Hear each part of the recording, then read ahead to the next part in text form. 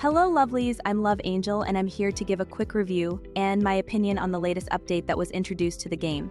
That includes the latest Legendary Cavalry Commander edition and the new Weirwood chests. There are many other smaller details as well that I will mention and discuss in this video. Be with me for a few minutes as I will overview them all. The first and biggest addition is of course Cassana. Before she is purchasable, it's hard to discuss how effective she can be in the game, but based on the published details about her we can understand a few details. First and foremost, she is a mirror commander to Sarah and Vorian in her bonuses. This means she is for sure a legendary commander and will be expensive to purchase. She can increase damage against spearman troops for cavalry. This makes cavalry troops way less impacted by troop counters. Her awakening skill is a massive buff to female synergy as she reduces every commander's cooldown in casting active army skills. This increases the maximum female synergy average skill cast from 46 to 58. That of course includes a Daenerys who already has another cooldown reduction as well.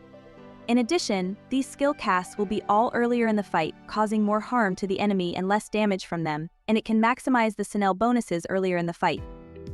All this means more commander damage, more Cersei wildfire attacks, and more disarm as well.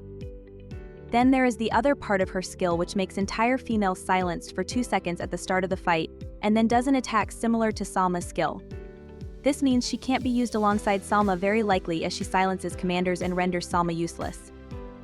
This also means she is meant to replace Salma in female lineups, and by adding her you lose nothing from your formation very likely.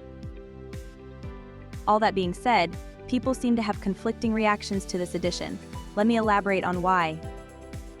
1. She was supposed to be as strong as Sarah and Vorian for female synergy. The main thing those commanders added was making those synergies even more deadly against their counters.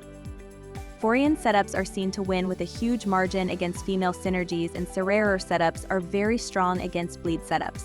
However, Cassana's skill doesn't seem to do much against heal and weakness setup at first glance. She is also very much countered by Commander Baelish with Disharmony. Secondly, people are worried everything isn't considered about her version of the first second strike in comparison to what Salma had. But for that, we need to wait and see. I will do my best to make sure to produce a commander review video about her as soon as I can after her release. Moving on to other things that were released in this update, we can mention the chests that became available in Weirwood shops. These chests have a chance to drop some weaker elite and paid commanders such as Lena, Miranda, Andrea, and Melisandre. This can be effective for many accounts to get these commanders faster and easier and makes them free to play. In addition, it's also a way to obtain lesser available epic commanders such as Hector, Winton, Uma, and Obean. Moving to smaller but impactful changes, we can mention how pinning commanders will make them show up on top of the Lord selection page. This makes life easier. The UI for rallies has changed. Now they show what troops are required in the first page, which is helpful in some cases. There are many other smaller changes in this update that I will just read through. The encounter packs that usually showed up in extreme numbers and made logging to away accounts a nightmare are now skippable. The legendary commander's main hands are now recyclable as well after they are 4-star.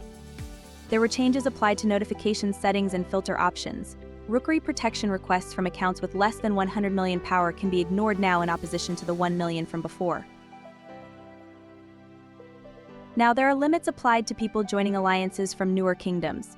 Previously everyone with a castle level 25 could join any alliance, anywhere, but now the same rules that applied for changing servers apply for joining alliances as well. That means people in fully open kingdoms, which are the older kingdoms, can join alliances only in fully open kingdoms. People in semi-open kingdoms can join alliances in semi-open and fully open kingdoms, and new players have no restrictions in where they join. This makes sure that older server players can't join alliances in new kingdoms the same way they can't port there either. Also, new rules are applied for changing alliance servers in the same way. With this, alliances from the older kingdoms can't change their home kingdom to a semi-open or new kingdom. All things considered, this update addressed many large or small issues in the game, in addition to releasing the potential new meta changer. I will soon be back to you all with a video of the commander review on Cassana. But until then, make sure to subscribe to my channel, like the video, and comment under it if you have any questions. Have a great weekend.